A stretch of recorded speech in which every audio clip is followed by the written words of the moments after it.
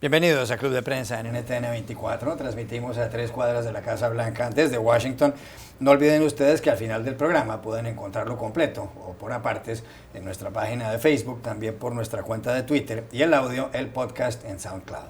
Y les doy la bienvenida a los invitados hoy a Club de Prensa. En primer lugar, la corresponsal de la Agencia Española de Noticias EFE, Raquel Godos. Bienvenida a este programa. Gracias, Juan Carlos. Raquel Godos de Villada, Palencia, Castilla y León. Sí, señor. ¿Sabe usted que nos ven en Castilla y León en España? Ahora sí, mi abuela ya está.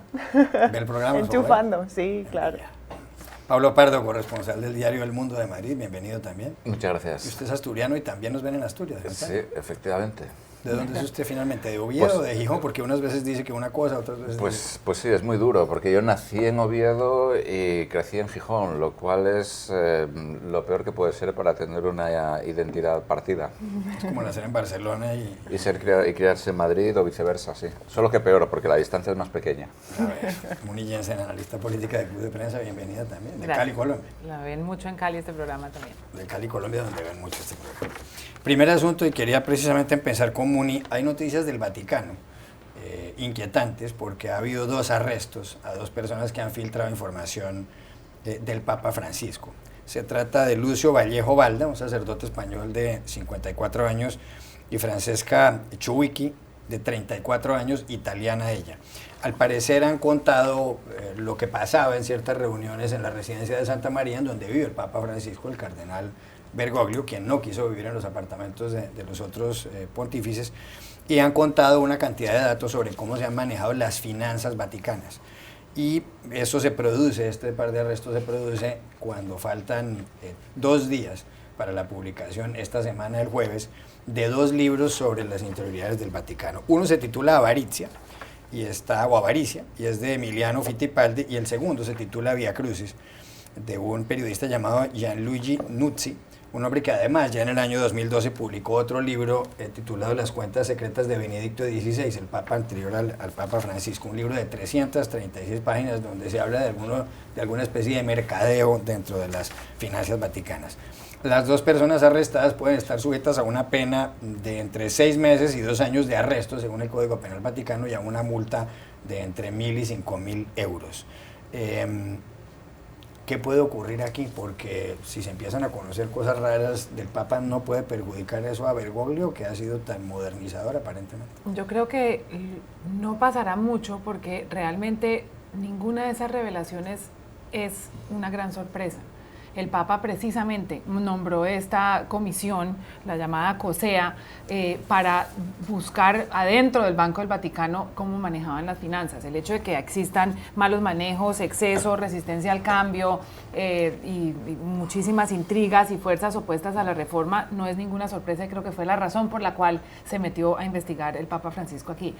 Ahí lo complicado para el Papa es que mirándolo desde arriba, el asunto parece ser incluso algo que hace ver bien al Papa en buena luz, como un reformista, como una persona que le metió el diente a los temas que estaban en este momento complicándose en la Iglesia, pero hace ver muy mal a la Iglesia Católica. Y con esa realidad para el Papa es muy difícil defenderse. Y han hecho en el Vaticano una estrategia de defensa que ha sido atacar la filtración, pero ni han desmentido lo que ha salido ahí, ni han entrado en detalle sobre las revelaciones que sacan este par de autores y estos informes. Han atacado lo que están atacando es las formas, diciendo que esto es una gran traición a la Iglesia, que las filtraciones pues, son completamente inaceptables y que se ha violado la confianza. Es difícil de saber, eso evidentemente pone al Papa en el ojo del huracán como un defensor de la reforma, enfrentado a los defensores del status quo. No sé al final quién vaya a ganar esa partida, pero en principio me parece que es un chaparrón que va a pasar. Ya el Papa ha hecho otro tipo de anuncios, va a ir a México en principios del año entrante, y el Vaticano sigue. No creo que haya estado, no es la primera vez que el Vaticano ha estado envuelto en una intriga. El Papa llegó a ese cargo el 13 de marzo del año 2013 y al poco tiempo se descubrió, cuando fueron canonizados 2 sumos pontífices, Juan XXIII y Juan Pablo II, que este par de personajes, Lucio Vallejo y Francesca Chuwicki, encargada de relaciones públicas, organizaron un cóctel para 150 personas en un tejado importante en el Vaticano, en el centro de Roma, en una fiesta que costó $20.000. Bueno, no creo que haya que sorprenderse, como dice Muni, de las cosas que ocurren ahí dentro. Tampoco creo que en 3 años o en 2 años y algo el Papa Francisco haya podido ejecutar esa limpieza, digamos, que quizás requieran todos esos pasillos cardenalicios. La expresión conjuras vaticanas no se acuñó por una cuestión azarosa, o sea, sigue existiendo. Y luego es verdad que se enfrenta a un sector muy duro del que forma parte este señor Luis Ángel Vallejo, que forma parte del Opus Dei, que está en contra de sus reformas, con lo cual habría que coger con pinzas qué datos son reales, qué estrategia han estado siguiendo esa parte de la curia que está en contra del Papa y de la que él no se puede zafar, porque esto no es como una presidencia del gobierno en el que usted se quita de en medio a sus enemigos, sino que esa gente está ahí y es muy difícil sacarla, ¿no? Entonces, creo, como Muni, que va a pasar, creo que no le apunta tanto a él como a la gente que le rodea y que además eso la gente lo sabe. Pablo Pardo. Sí, yo creo que esto es en parte, digamos, el precio de la transparencia. En general las religiones no son transparentes, ninguna. La Iglesia Católica no es una excepción, pero tampoco, vamos, digamos que sigue la norma en general. Y los 2 últimos papas han intentado poner orden en lo que parece una serie de núcleos de poder bastante importantes dentro del Vaticano y hacerse más transparentes. El problema es que cuando se hace más transparente también se abre la puerta a escándalos de diferente tipo.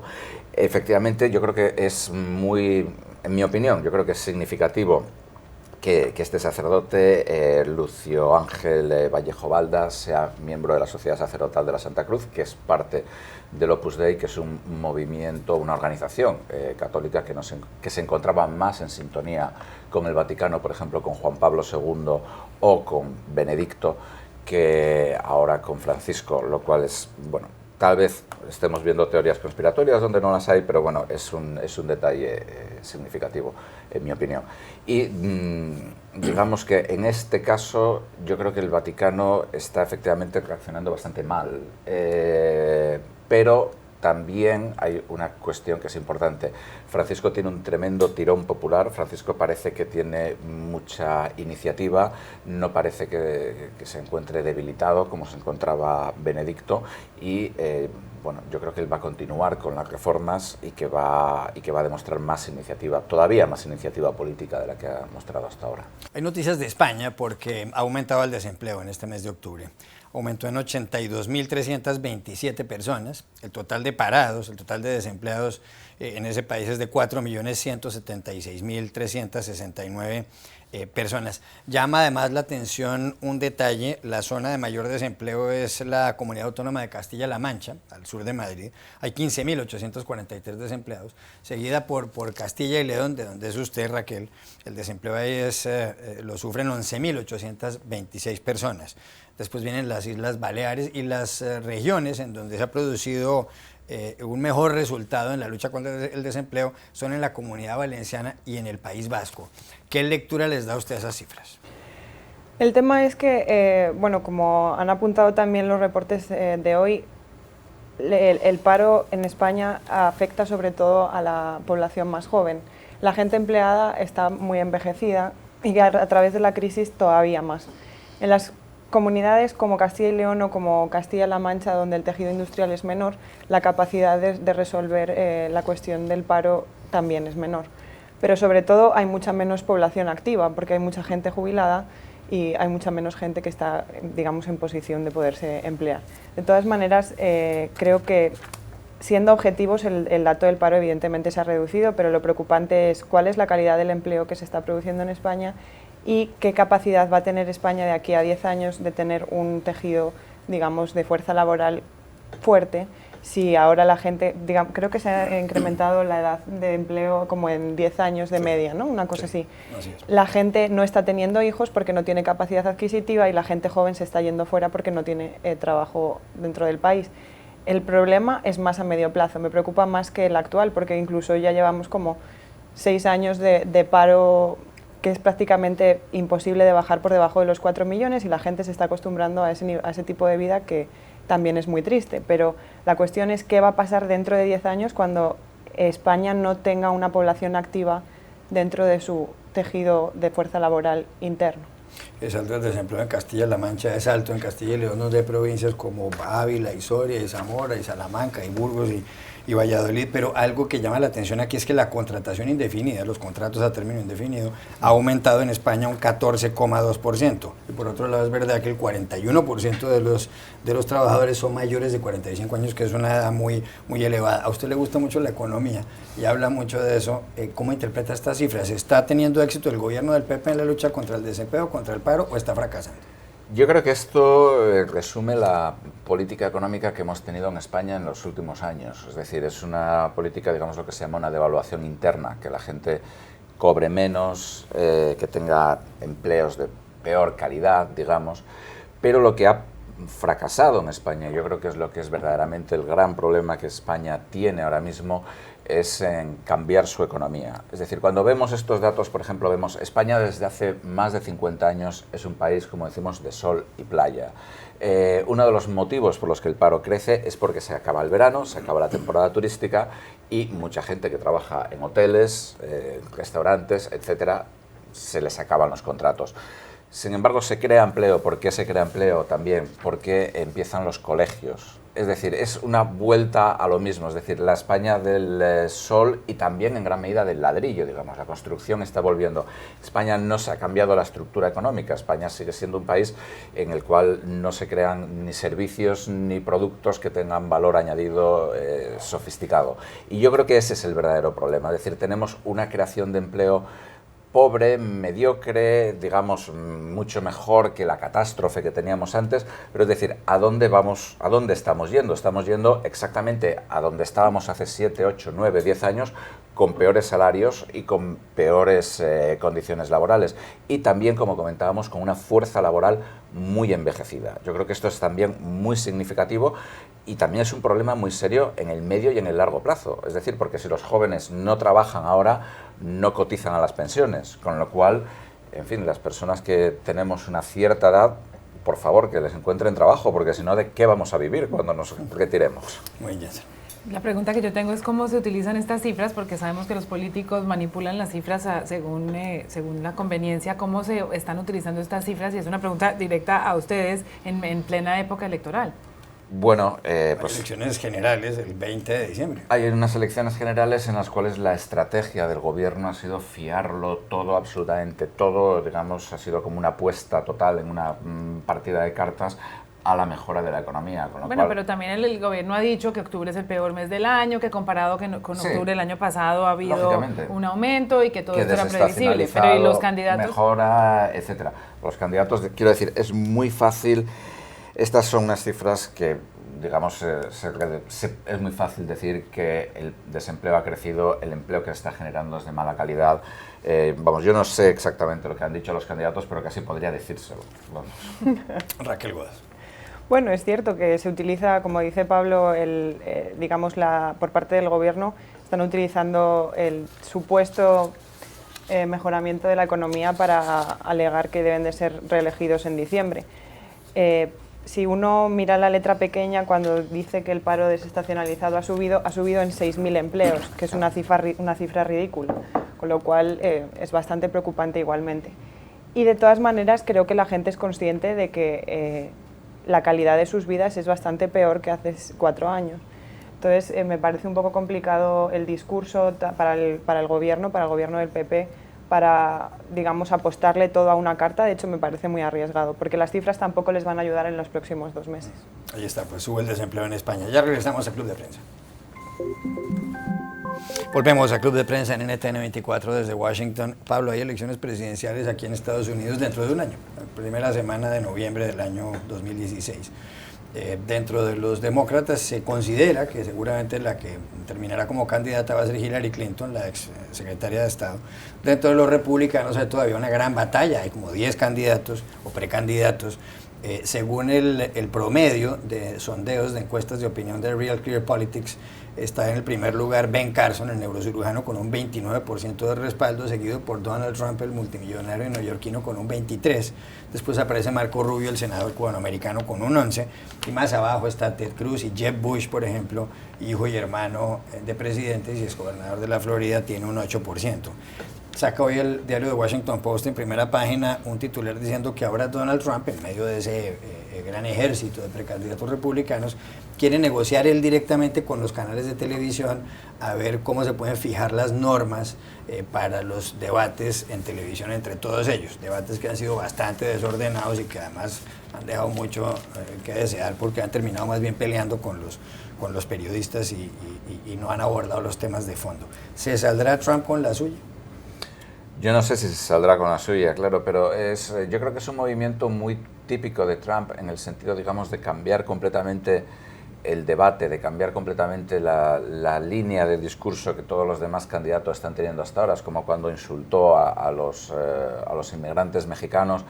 Ahora mismo no está insultando a nadie, pero digamos que cuando el Comité Nacional Republicano, que es el organismo que coordina, digamos, un poco la estructura de los debates, y los candidatos están yendo por un lado, Trump se desmarca y dice que él quiere negociar por su cuenta, etc. Yo creo que con esto Trump también trata de conseguir la iniciativa en un momento en el que otro candidato, que es un completo outsider, que no tiene experiencia política, que es Ben Carson, que compite, digamos, por un electorado relativamente similar al de Trump, es gente muy conservadora, aunque en el caso de Carson, gente con más nivel educacional que Trump, le está llevando la ventaja en las encuestas. Yo creo que esto es también un muy mal síntoma para Trump. Todo el mundo lleva mucho tiempo diciendo que Trump más pronto o más tarde iba a caer en las encuestas, nunca caía.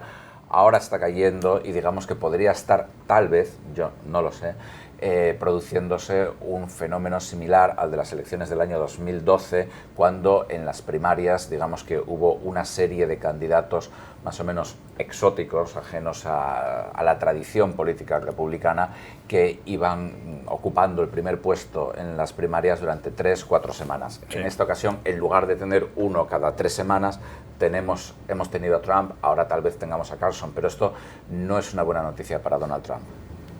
Trump está acostumbrado a ganar y yo creo que él sería excelente moderador de debate y más aún que candidato. Y estar de segundo lo tiene bastante descolocado. A mí estoy de acuerdo con Pablo de que todo esto es un ciclo de descontento de los votantes que se traduce en que suban unos candidatos bastante sorprendentes de primeros en las encuestas. Lo que sí es preocupante es que los candidatos que pertenecen al partido, que son lo que se llama el establishment, no logran morder ninguno de esos votos de gente que se aburrió con Trump. Los está recopilando todos, Ben Carson, que realmente viviéndolo en los debates no es un candidato muy preparado. Y eso demuestra el estado en que se encuentra el Partido Republicano, que les gusta más pelear con los moderadores de los debates que pelear entre ellos mismos y discutir los temas que tienen al frente. Es un momento muy difícil para el partido. Raquel Gual. Bueno, creo que la parte curiosa de todo esto es ver a quién está apuntando los demócratas como posible rival. Si uno quiere saber a quién tienen miedo, quién puede ganar los republicanos, hay que mirar al otro lado y ver a quién tienen miedo los demócratas. Y ahora los demócratas tienen miedo a Marco Rubio. El último debate que hizo lo hizo muy bien, todo el mundo le dio por ganador y se reivindicó a sí mismo como un candidato real. Creo que realmente la batalla va a estar ahí. Hay muchos expertos, gente de la campaña de Mitt Romney, el candidato presidencial en 2012, que ya estaba hablando de que el Partido Republicano al final, como decía Pablo, no elige a un candidato que no tenga experiencia política y ni Trump ni Carson la tienen. Así que podemos esperar que haya una batalla en la parte media de la tabla actual cuando estos dos candidatos, digamos, más populistas se caigan.